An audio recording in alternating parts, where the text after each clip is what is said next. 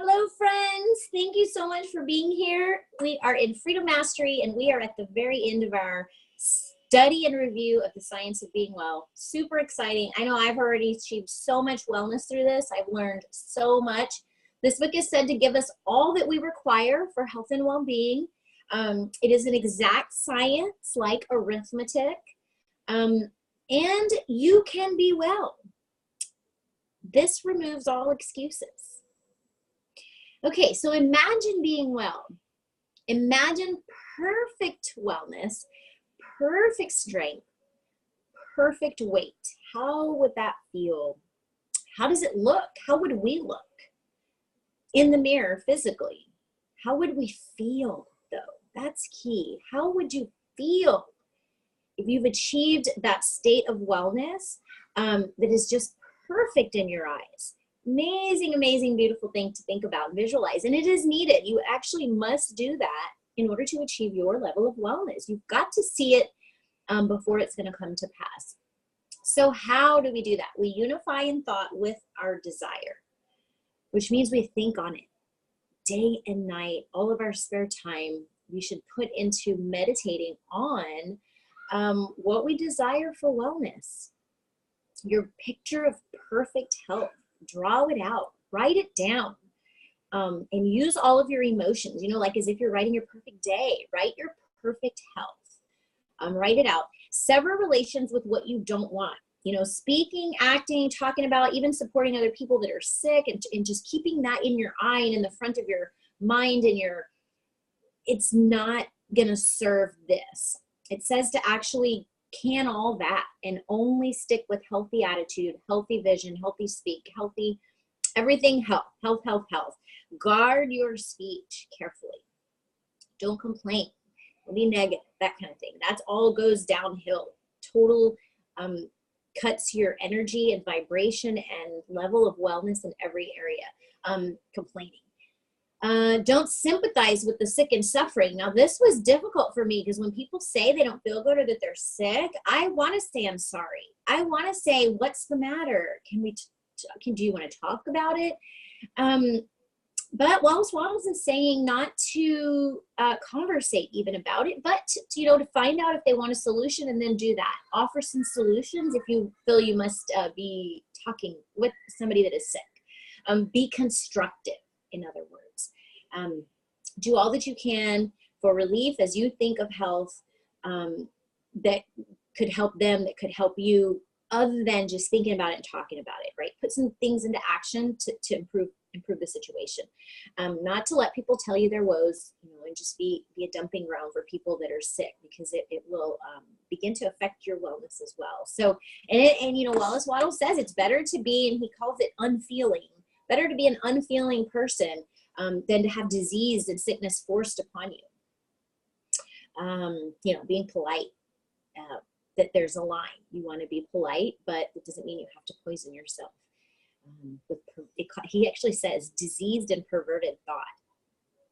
So when we let people talk to us about being sick, I wrote this note here, and this is actually makes so much sense. We assist them to increase and multiply their sickness. So this chapter also, there's a call and a mention.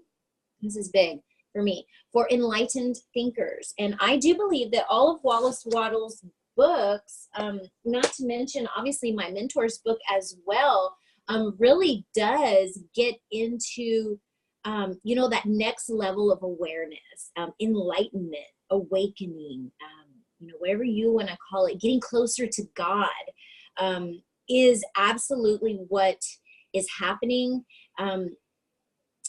There is a calling.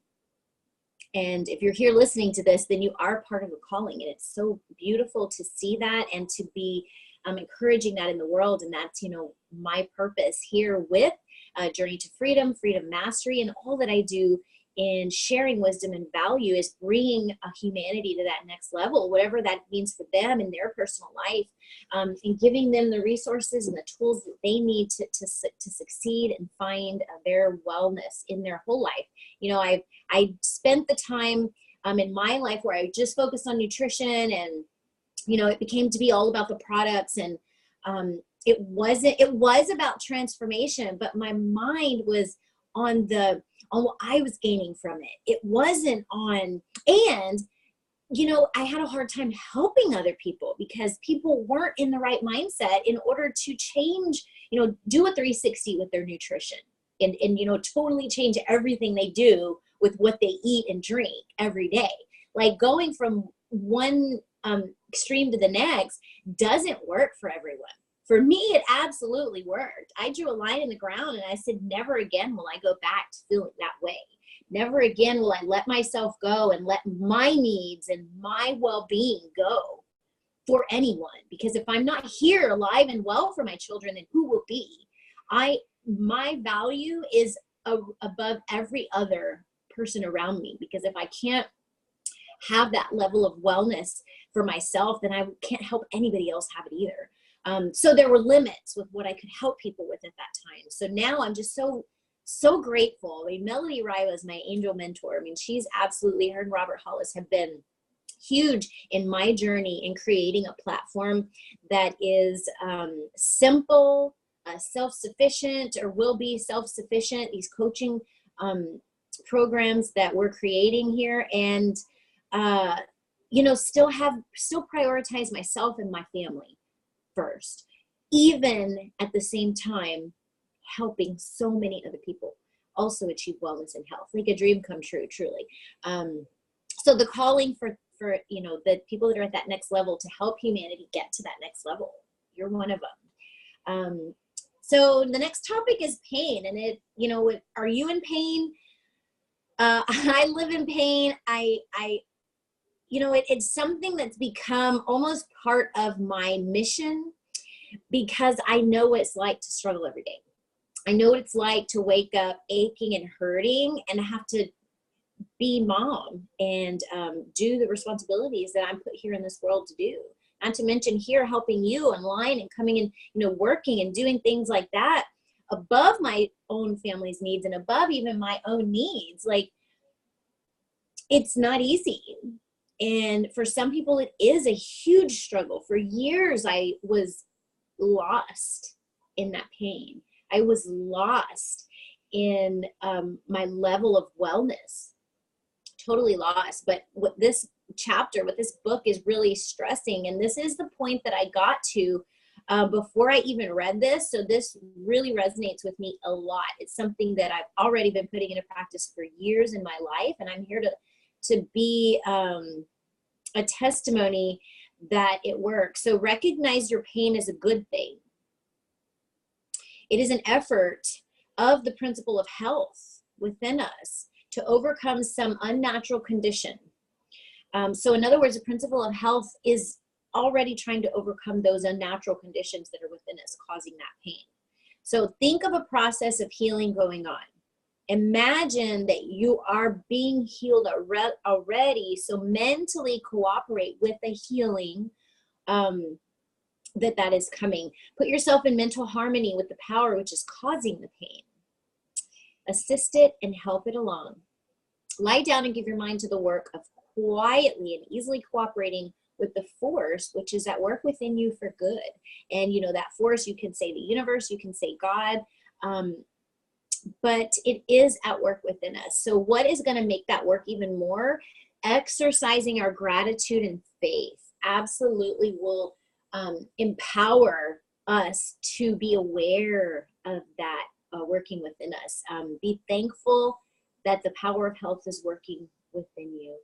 Fix your thoughts with confidence on the principle of health. Be aware and acknowledge out loud. Thank you for my principle of health within me, helping me be well, verbally stated, and you will easily conquer your pain. After you've lived for a time in the scientific way, pains and aches will be things unknown to you. And I have to admit, I do notice my aches and pains much less.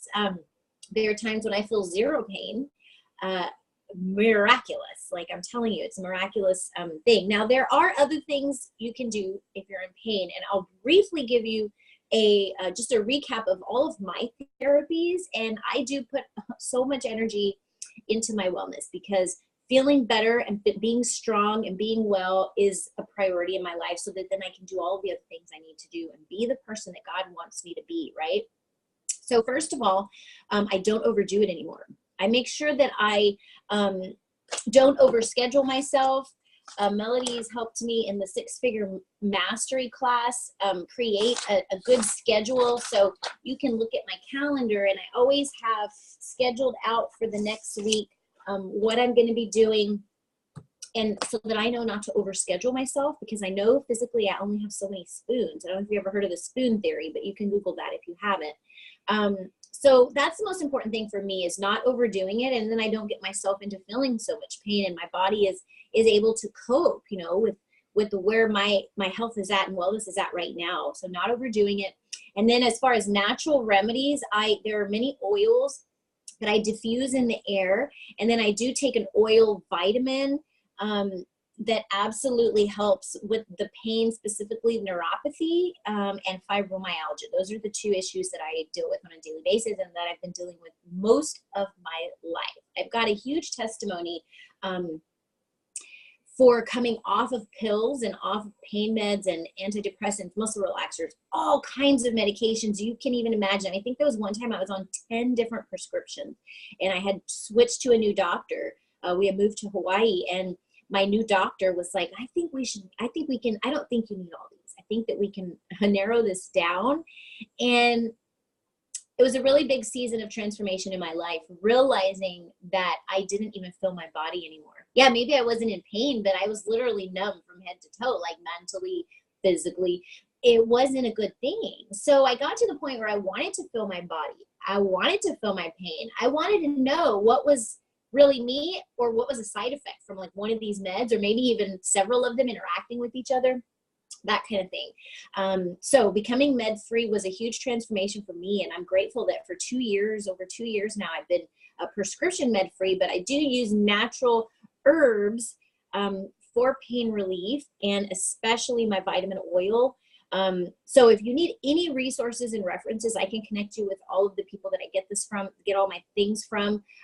There is also a couple of different massagers that I use for my fibro, for muscle pains.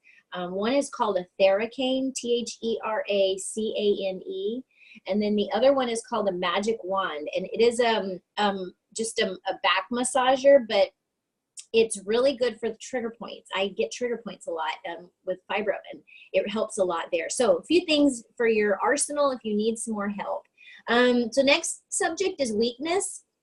Are you feeling weak? You know, do you ever wonder, am I overdoing it? Should I just give in, or should I keep pushing myself? You know, there's always that line that us as moms are willing to cross. You know, we're willing to go the extra mile, not only for our kids, but for everyone. So we really need to become aware of when we are truly weak and when we should rest. When you begin this way of living, you will probably not be normal strength like me. You know, I struggle with wellness, is why I wanted to do this review. You will gradually pass from the lower physical condition to a higher one. Gradually it will come. And I'm here to be a testament that it does come. It is coming. Relate mentally with health and strength. So think about health and strength, and then obviously perform the voluntary functions in a perfectly healthy manner. Eating, breathing, sleeping, and drinking. Your strength will increase from day to day. So, but for a time, you know, one of my favorite quotes is, there is a season for everything. So know that if right now is a slower season for you, like it is for me. I had my second hip surgery 2.5 weeks ago, and I'm still moving extremely slow. I still use one crutch most of the day if it's long distances I need to walk. But very slow, still in recovery. It's going to be a super slow recovery. So, you know, just be grateful for the season you're in. Rest when you need to rest. And, you know, if you're physically feeling strong and you aren't feeling weak, do whatever you can. Move as much as you can. It's absolutely recommended that it will help you with your aging and being able to move later on in life, the more active we are when we're younger. So recognize that strength and weakness will ebb and flow and come and go in our life, and work on being deeply thankful and grateful right now for the situation that you're in, while you're working on your wellness for the next season. Full faith, great strength is at hand. Then get up and go on again. Rest when you need to, and then just get up and go on again. While resting, do not think of your weakness, though. It says the strength will come as you're resting, but don't lay down and be like, oh, I'm so weak, I'm so tired, and just be living in it. Rest and then get up and keep going. Claim your strength. Never allow yourself to think that you're making way for weakness, that you're causing yourself to be weak. Usually that's a sign of something, that we need to slow down, that we need to take care of ourselves more. When rest and sleep fix mind on the principle of health, which builds to complete strength. So when you're resting and when you're sleeping, fix your mind on your principle of health that you have working within you. All right, so the next subject is constipation. Wallace Wattles recommends to read the book ABC of Our Own Nutrition. And you can Google that. I think I found it on YouTube. When you live in this scientific plan, there's no need to use the bathroom every day, is basically what this is saying. Maybe daily, but more like maybe once every couple of days. Because the more you eat, the more waste there is to eliminate, right?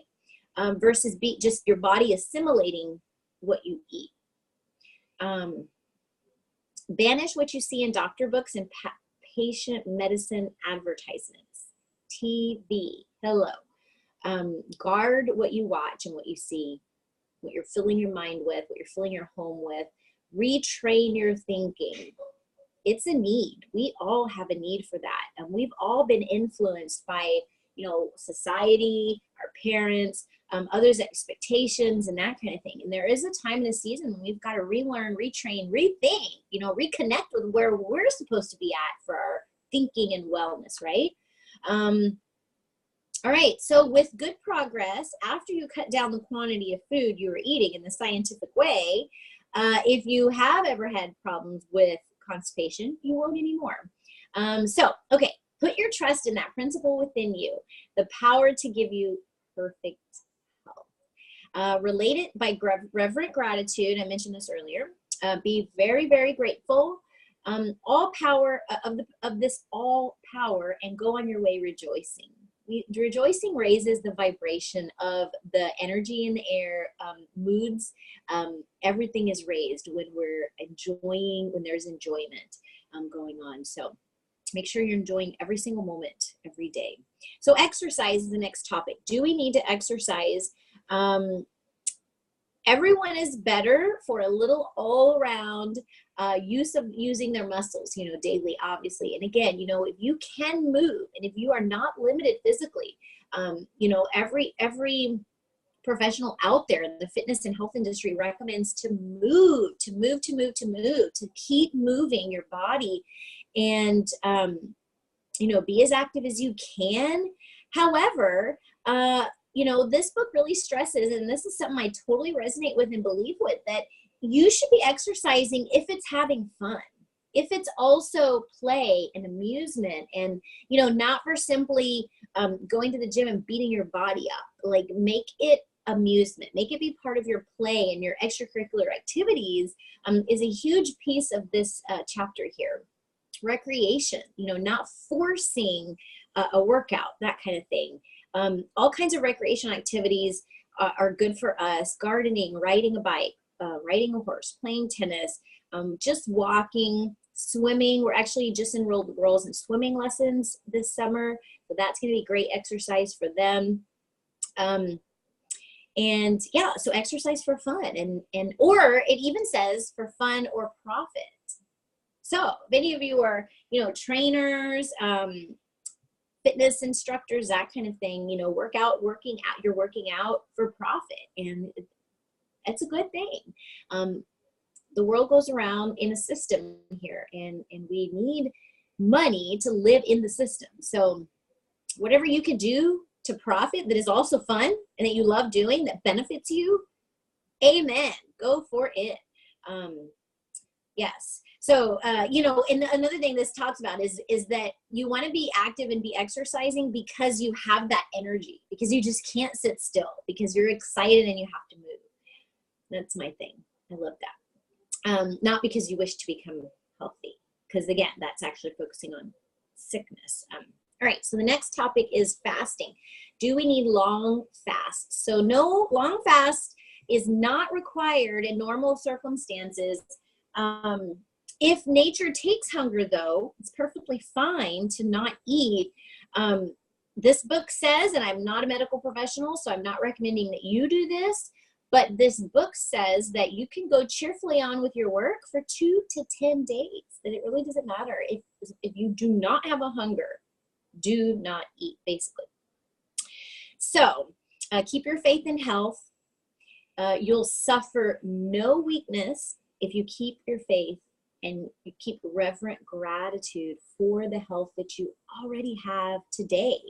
However visible it is to you. You know, there are many, many days I've lived that I couldn't see it, but I was grateful and thankful it was there, even though I could not see it. So acknowledge that it is there, even though you physically can't see it. You've got to have that faith that it's there, and that principle of health is working within you and is bringing health and strength and improved wellness to you. So follow this way and you will enjoy your meals more than ever before in your life, it says. Get an earned hunger before you eat, and then eat. All right. So that was supplementary instructions, and I'm so grateful to be able to share that with you. That was chapter 16. And again, I know some of the chapters are numbered in my videos, so never mind. You know, just get through the book, get through each chapter, get the principles down. And I'm going to have a review PDF to help review with all of the principles in the book, and then it's going to help bring it all to a close, and so that you can have some simple, just a sheet that you can print out of some simple instructions on the principle of the science of being well that are in this book and how they can help you every day of your life. All right, so one more video below. This is going to be the summary. And then I am celebrating, because this is a beautiful heart project of mine that is coming here to completion, and it makes me so excited. So thank you for joining me. Thank you for being part. If you're here live, thank you. And if you're watching the replay, I appreciate you, and I hope that you have found value in this study and review. Please reach out to me if you need anything at all or have any questions. You can post them in the group or private message me, as always. Okay, bye.